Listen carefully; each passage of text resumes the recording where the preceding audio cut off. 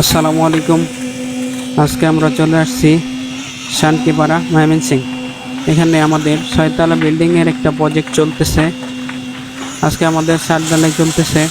ছাদ ঢালাইয়ের সময় লক্ষণীয় বিষয়গুলো হচ্ছে